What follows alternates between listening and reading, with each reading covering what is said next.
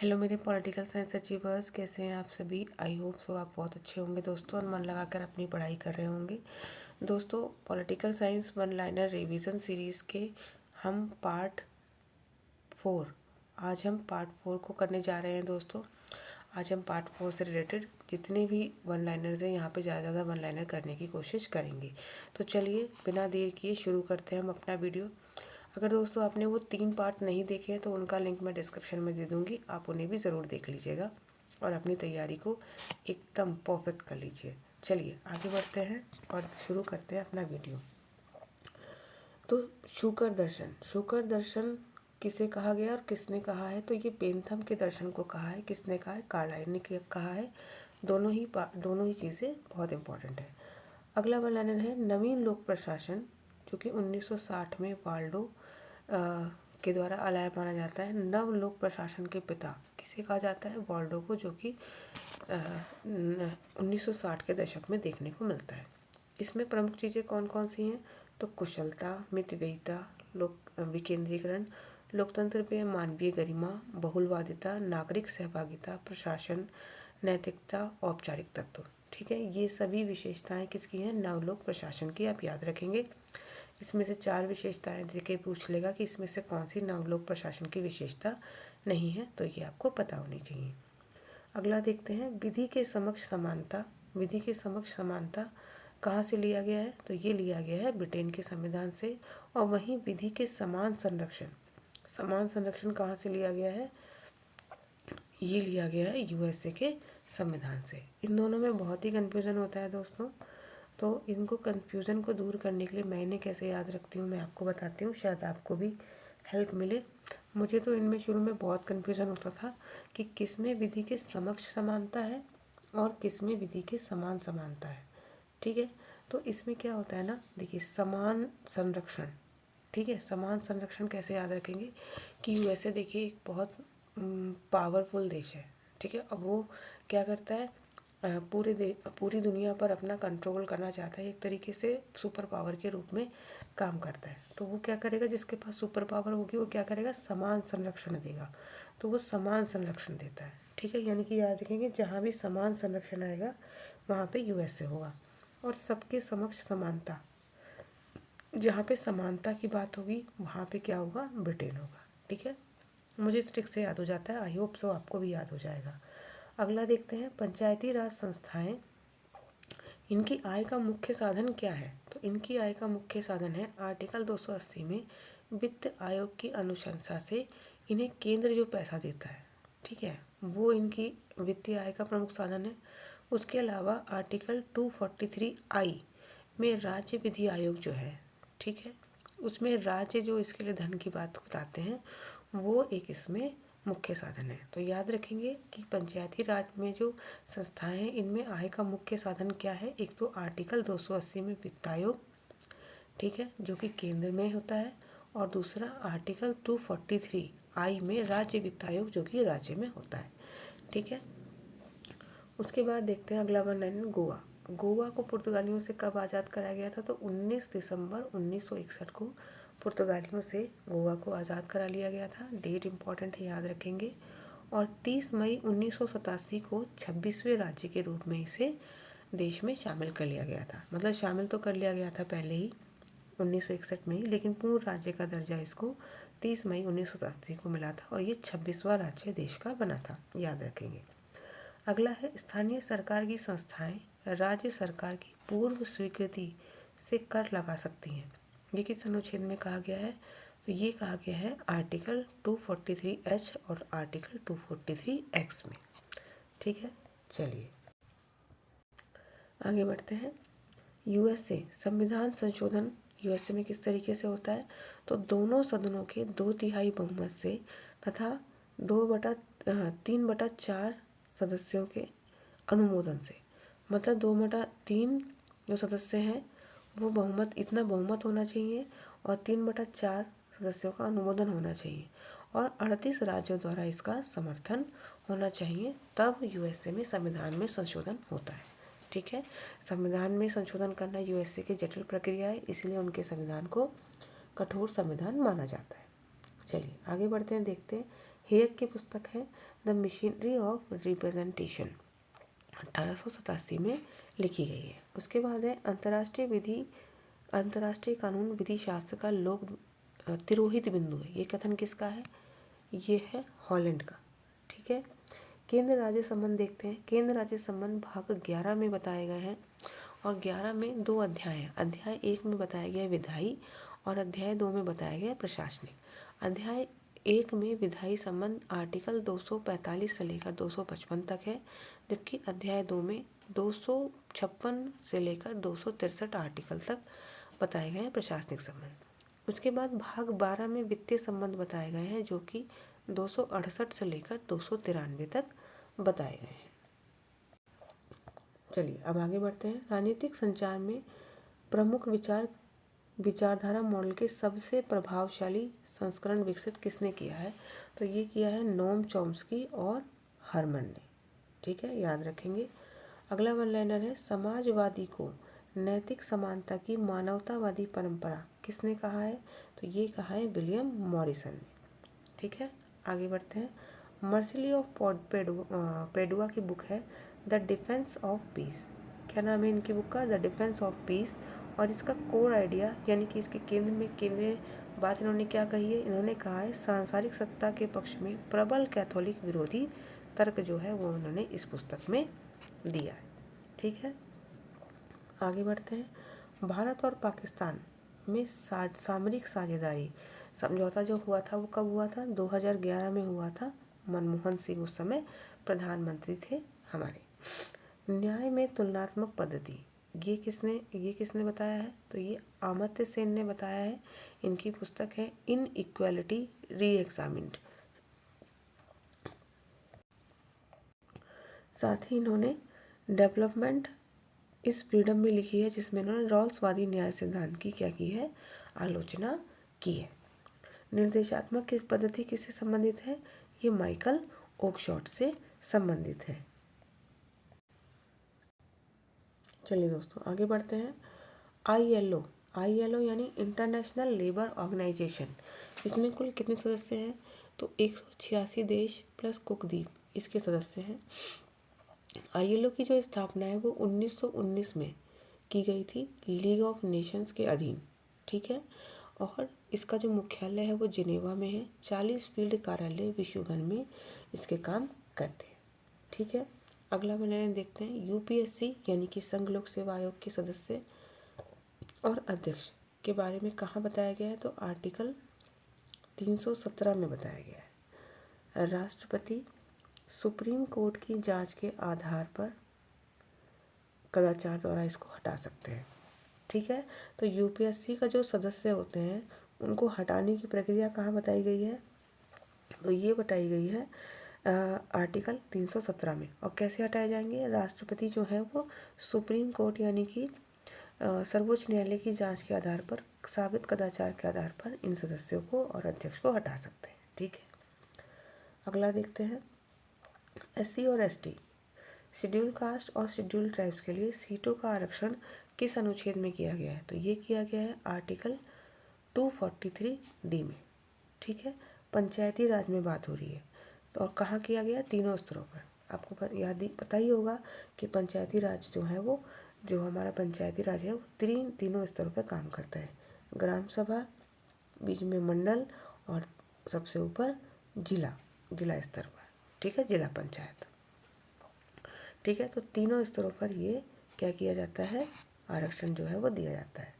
चलिए आगे बढ़ते हैं। ओपेक के बारे में पूछा गया है। ऑर्गेनाइजेशन ओपेक का क्या फुल फॉर्म है? कोई मुझे बता सकता है? कमेंट बॉक्स में बताइए आप कि ओपेक की फुल फॉर्म क्या है। चलिए हम लोग यहाँ पे देख भी लेते हैं। ओपेक की फुल फॉर्म है organisation of petroleum exporting countries. ठीक है, organisation of petroleum exporting countries इसकी फुल फॉर्म है। ये 1960 में बगदाद में बनाया गया था। इसके 13 मेंबर्स हैं। कितने मेंबर्स हैं? 13 मेंबर्स हैं। और इसमें 5 फाउंडिंग मेंबर्स थे। कितने मेंबर्स थे? 5 फाउंडिंग मेंबर्स थे, यानी कि 5 देशों ने इसे मिलकर बनाया था। इसमें कौन कौन है? ईरान, इराक, कुवैत, सऊदी अरब और वेनेजुएला। ये फाउंडिंग मेंबर्स आप बिल्कुल मत भूलिएगा दोस्तों, इन्हें आप याद कर लीजिएगा। इसके लिए देखिए मैंने एक टेढ़ी मेढ़ी सी ट्रिक भी बनाई है, अगर आपको याद हो तो। ईऊ कुसउए, ठीक है, थोड़ी सी फ़नी लग सकती है आपको, लेकिन हमें क्या है, याद हो जाए, और अगर फ़नी से याद हो जाए तो और भी अच्छी बात है। ठीक है, चलिए 13 मेंबर्स देख लेते हैं। इन 5 के अलावा अल्जीरिया, कांगो, अंगोला, गिनी, गबून, लीबिया और नाइजीरिया। ठीक है, ये सब भी है। 13 मेंबर्स के नाम याद करने की ज़रूरत नहीं है, लेकिन 5 फाउंडिंग मेंबर्स आपको याद होने चाहिए। ठीक है, चलिए आगे बढ़ते हैं। करगिल का युद्ध, करगिल का युद्ध कब हुआ था? तो ये हुआ था मई और जुलाई 1999 में। दोस्तों इस तरीके के क्वेश्चन ना बहुत छोटे लगते हैं देखने में, कि ये भी क्या क्वेश्चन है, लेकिन सोचिए जब ये क्वेश्चन आता है और आप वो आपको यहाँ पे, आपको 1999 तो याद है, लेकिन जब वो यहाँ पे मई और जुलाई की जगह मार्च अप्रैल देगा, ठीक है, जुलाई अगस्त देगा, अप्रैल मई देगा, तो वहाँ पे आप क्या हो जाएंगे, कंफ्यूज हो जाएंगे, और इतना हलवा क्वेश्चन भी क्या हो जाएगा, गलत हो जाएगा। तो इतने हलवा दिखते हैं ना क्वेश्चन, उनको तो बहुत अच्छे से करना चाहिए। चलिए आगे बढ़ते हैं। फर्स्ट एआरसी ने ओम्बेस्टमैन की सिफारिश किस देश के आधार पर करी थी? तो फिनलैंड, नॉर्वे और डेनमार्क। ठीक है, इसको ट्रिक के थ्रू याद करेंगे, फिनाडे। ठीक है, इसको फिर ट्रिक है, पी से फिनलैंड, ना से नॉर्वे और डे से डेनमार्क, फिनाडे। ठीक, चलिए आगे बढ़ते हैं। The ecology of public administration किसकी पुस्तक है? तो ये रिक्स की पुस्तक है, फ्रेडरिक्स की, जिसमें उन्होंने पारिस्थितिकीय सिद्धांत जो है वो दिया है अपना। विश्व सर्वाधिक शक्तिशाली विधायिका कौन सी है? ब्रिटेन की संसद है। भारत का राष्ट्रपति मंत्रिपरिषद की सलाह से बंधा है, किसमें कहा गया है? ये कहा है आर्टिकल 74(1) में। इस 1 को जरूर याद रखिएगा, क्योंकि आजकल ऑप्शन ऐसे बन जाते हैं 74(1), 74(2). ठीक है, तो ये 74 तो याद रहता है, लेकिन 1 यहाँ पे याद रखना ज़रूरी है। अगला है, महान्यायवादी का वेतन निर्धारित करता है, कौन निर्धारित करता है? तो न्यायवादी का जो वेतन है वो निर्धारित करते हैं राष्ट्रपति, आर्टिकल 76 में।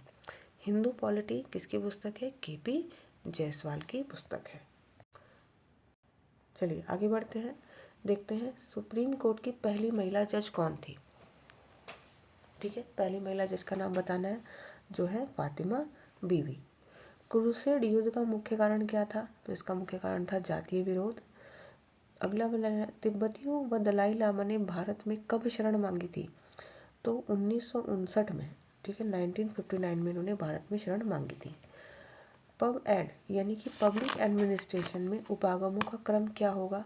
तो देखिए क्या होगा, संस्थागत उपागम सबसे पहले आएगा, फिर व्यवहारिक आएगा, फिर व्यवस्था आएगा, फिर आएगा लोक नीति। ठीक है, चलिए आगे बढ़ते हैं। एम क्रोजियर की बुक है द ब्यूरोक्रेटिक फिनोमिनन, बहुत ही इंपॉर्टेंट बुक है दोस्तों, 1963 में लिखी गई है, the bureaucratic phenomenon by M Crozier.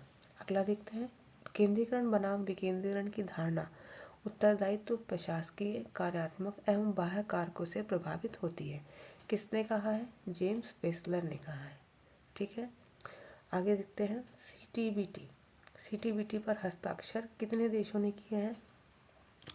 तो सीटीबीटी पर 1971 में सीटीबीटी पर 19 सितंबर 1996 से लागू हुई है, और इस पर 71 देशों ने हस्ताक्षर किए हैं। आप मुझे बताइएगा कि क्या हमारे प्यारे भारत ने, इंडिया ने सीटीबीटी पर हस्ताक्षर किए हैं? कमेंट बॉक्स में बताइएगा मुझे। ठीक है, इसके बाद देखते हैं गैट।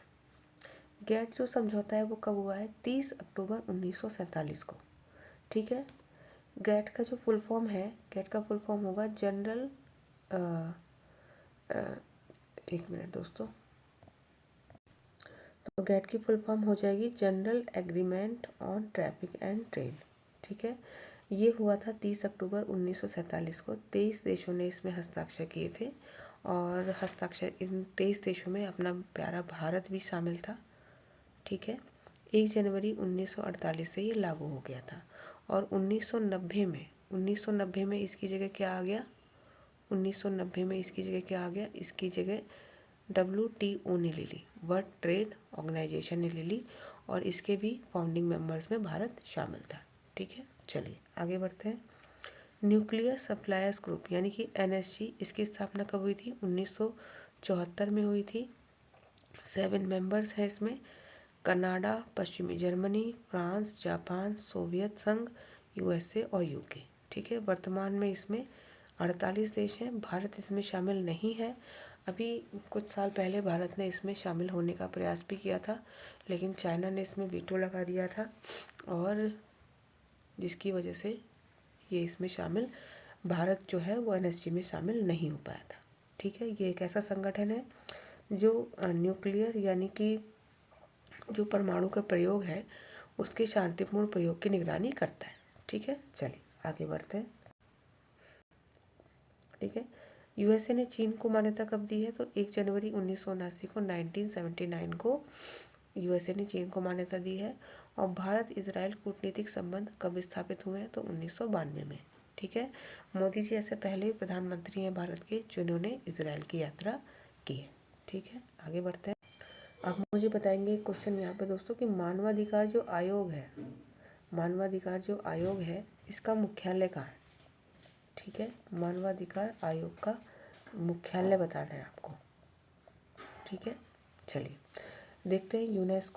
यूनेस्को कहाँ पे है? यूनेस्को का हेडक्वार्टर कहाँ पे है? यूनेस्को का हेडक्वार्टर है न्यूयॉर्क में।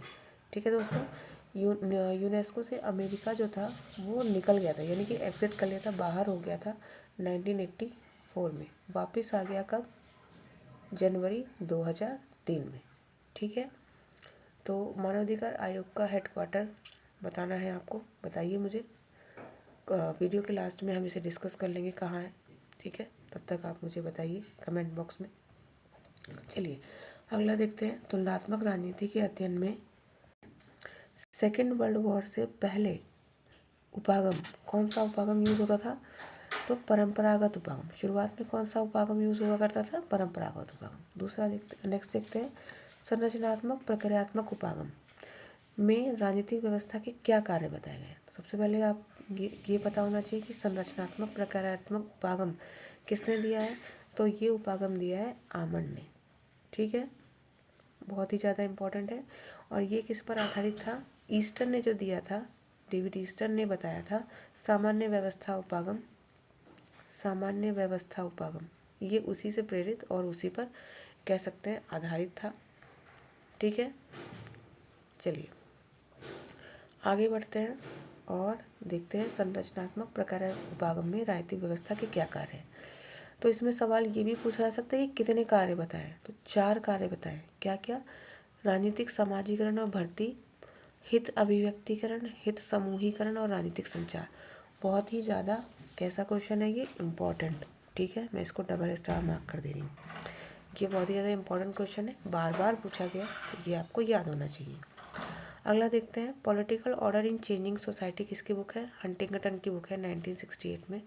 पता ही होगा आप लोगों को, रिवाइज हो जा रहा है आपका एक बार फिर से। उसके बाद है वेस्टमिनिस्टर रूपी संविधान, कहाँ का है? ब्रिटेन का है। Constitutional government and democracy, constitution government and democracy किसकी किताब है? तो ये कार्ल जे फ्रेडरिक की किताब है। ठीक है, अगला देखते हैं। डेविड एप्टर, डेविड एप्टर किससे संबंधित है? तो इनका संबंध है राजनीतिक आधुनिकीकरण से, और इनकी पुस्तक है द पॉलिटिक्स ऑफ मॉडर्नाइजेशन, जो कि 1965 में लिखी गई है। ठीक है, द पॉलिटिक्स ऑफ मॉडर्नाइजेशन 1965। ठीक है, चलिए आगे बढ़ते हैं। रॉबर्ट डहल ने डेमोक्रेसी एंड इट्स क्रिटिक्स नामक पुस्तक 1989 में लिखी, और उन्होंने कहा कि लोकतंत्र के 3 मानक हैं। कितने मानक हैं? 3 मानक हैं। कौन कौन से? प्रतिनिधि शासन, मतदान और वयस्क मताधिकार। ठीक है, उन्होंने इस पर बल दिया और उन्होंने कहा कि लोकतंत्र के प्रक्रिया मूलक सिद्धांत जो है वो इन्होंने दिया, और इसे इन्होंने क्या कहा? राजनीतिक लोकतंत्र कहा है। इन्होंने लोकतंत्र का कौन सा सिद्धांत दिया है? प्रक्रिया मूलक सिद्धांत दिया है, और 3 मानकों पर बल दिया है। कौन कौन से मानकों पर बल दिया है? उन्होंने दिया है प्रतिनिधि शासन, मतदान और वयस्क मताधिकार पर। और इनकी पुस्तक है डेमोक्रेसी एंड इट्स क्रिटिक्स, 1989। ठीक है दोस्तों, चलिए आगे बढ़। अगला वन लाइनर है, संघवाद में ऐसे व्यक्तियों की आवश्यकता होती है जिनकी इच्छा संघ की होती है, एकता की नहीं। यह कथन किसका है? तो यह कथन है ईवी डायसी का। अगला देखते हैं, राजभाषा आयोग। राज्य भाषा आयोग किस अनुच्छेद में बताया गया है? तो आर्टिकल 344 में राजभाषा आयोग के विषय में बताया गया। ठीक है, आगे बढ़ते हैं। ब्रिटिश संसद द्वारा अधिकृत भारत में शासन के लिए ब्रिटिश संसद में उत्तरदायी था। कौन उत्तरदायी था? तो वो था भारत सचिव। ठीक है, चलिए आगे बढ़ते हैं। कोटेशन देखते हैं। पोपो की लौकिक शक्ति का उदय और पराभव तथा राजाओं और सम्राटों के साथ उनका संघर्ष, ये ही मुख्य विषय थे जिनके चारों ओर मध्ययुगीन राजनीतिक चिंतन चक्कर काटता था। ये किसने कहा है? तो ये कहा है गेटल ने अपनी पुस्तक the history of political philosophy 1935 में। ठीक है, आगे बढ़ते हैं।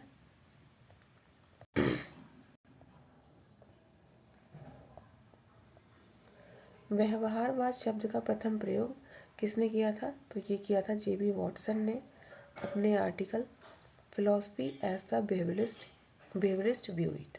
ठीक है, बहुत ही इंपॉर्टेंट है, इसको भी मैं मार्क कर दे रही हूँ। व्यवहारवाद की आधारशिला कहाँ रखी गई थी? शिकागो स्कूल में रखी गई थी। अगली कोटेशन है, शक्ति पैसे की तरह, किसने कहा है? टॉलकोट पार्सन्स ने कहा है। And the decline of political theory 1993 में किसकी पुस्तक है?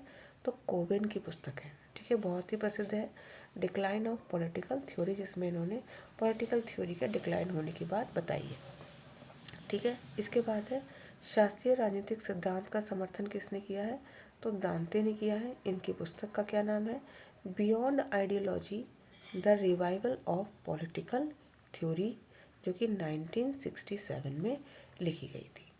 ठीक है दोस्तों, आई होप कि आपको यहाँ तक बहुत अच्छे से सारी चीज़ें समझ में आई होंगी। और साथ ही साथ दोस्तों, हाँ, एक चीज़ और हमने बात की थी वीडियो के बीच में कि मानवाधिकार आयोग का जो हेडक्वार्टर है वो कहाँ पर है? तो वो है जिनेवा में। ठीक है, वो है जिनेवा में। ठीक है, चलिए, तो दोस्तों आज के वीडियो में हम इतना ही रिवीजन करेंगे। अब इसके बाद हम पार्ट 5 में आगे का रिवीजन करेंगे। दोस्तों सारे वीडियोस देखिएगा। अगर आपको वीडियोस पसंद आ रहे हों, सीरीज़ अच्छी लग रही हो, तो लाइक और शेयर कीजिएगा दोस्तों, ताकि मेरा भी इसी तरीके से पूरी सीरीज़ बनाने का जो मनोबल है वो बना रहे। ठीक है, अभी भी थोड़ा सा मेरा गला अजीब है, पहले से बेहतर है, लेकिन थोड़ा सा अभी भी प्रॉब्लम हो रही है, लेकिन ठीक है। आई होप आपको मेरी आवाज़ समझ में आ रही होगी, वही इंपॉर्टेंट है। तो ठीक है, आप पढ़ाई करते रहिए। मैं मिलती हूँ आपसे अगले वीडियो में दोस्तों, तब तक आप मन लगाकर पढ़िए। धन्यवाद दोस्तों।